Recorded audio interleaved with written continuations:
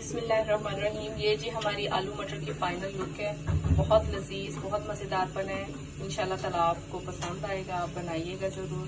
और प्लीज़ इसके साथ साथ हमारी रेसिपी को अगर आपको पसंद आई तो लाइक करें, शेयर करें और सब्सक्राइब करें।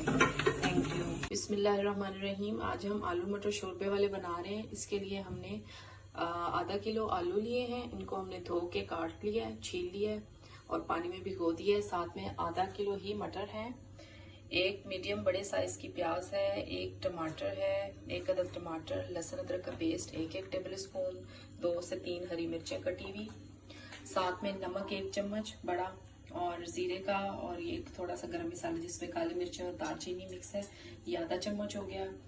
1 टेबल स्पून जो है हमने लाल मिर्च का लिया और हल्दी लिया साथ। अब देखते हैं कि कैसे बनाना है। तेल गरम करने के लिए रख देना है।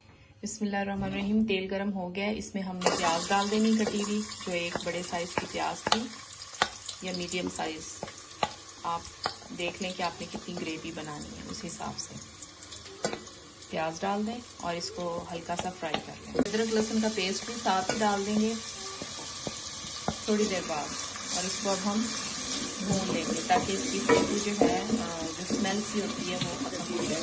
जो हमारी मसाला भुना गया है, इसके अंदर अब हम कटी हुई टमाटर और हरी मिर्च डाल देंगे। जो मिर्चें लगती हैं ना, जलती हैं, तो इसलिए वही वजह से जल जाती हैं कि इसको सही भूना नहीं जाता, इस वजह से वो गले को लगती है। अब इसको हमने भून लिया मिर्चों को, और अब हम ये बाकी मसाला डाल के इसको अच्छी तरह से ग्रेवी बना लेंगे।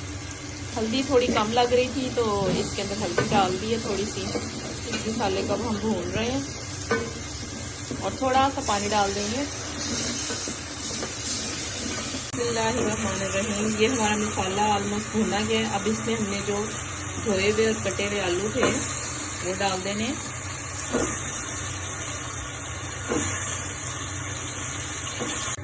इसमें थोड़ा सा पानी डाला है, थोड़ी देर के लिए मैंने कवर करके रख दिया था। अब इसमें थोड़ा सा पानी डाला है ताकि उसी पानी के अंदर ये आलू गल जाए।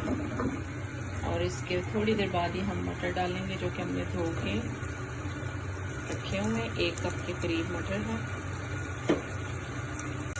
बिस्मिल्लाहिर्रहमानिर्रहीम। ऑलमोस्ट आलू आधे से ज़्यादा गल गए। इस पोजीशन में मटर डालेंगे। मटर मैंने पहले इस वजह से नहीं डाले क्योंकि मटर की जो रंगत है ना वो ख़राब हो जाती है, वो पीली हो जाती है और उनका वो रंग और जायका वो नहीं रहता। इसलिए हमेशा इसको ऑलमोस्ट एंड पे ही डालना चाहिए, क्योंकि इनका कलर जो है वो बरकरार रहे, हरा हरा रहे और जायका भी ना बदले।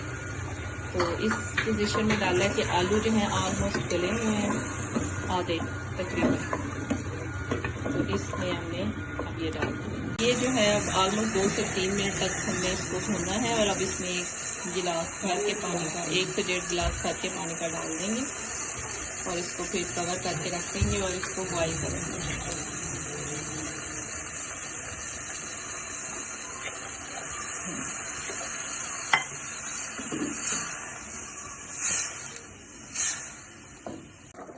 बिस्मिल्लाहिर्रहमानिर्रहीम। देखिए ये इसको बॉयल हो रहा है। ये इसको हमने बिल्कुल हल्की आंच पे रख दिया और कवर करके, और थोड़ी देर बाद इसे उतार लेंगे। अब थोड़ी सी हमने इसको भूनना है और मटर डालने के बाद थोड़ा सा भूनने के बाद 1 से 2 मिनट भूनेंगे और उसके बाद हम इसमें पानी डाल देंगे और तेज़ आंच कर देंगे ताकि बॉयल हो जाएंगे। उसको 2-3 बॉयल आएंगे और फिर हम इसे हल्की आंच पे ढक के रख देंगे, तो हमारा ये खाना तैयार हो जाएगा। बहुत लजीज। बिस्मिल्लाहिर्रहमानिर्रहीम। ये जी हमारी आलू मटर की फाइनल लुक है। बहुत लजीज, बहुत मज़ेदार बना है। इंशाल्लाह ताला आपको पसंद आएगा, आप बनाइएगा ज़रूर।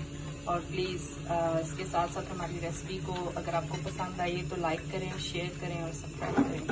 Thank you.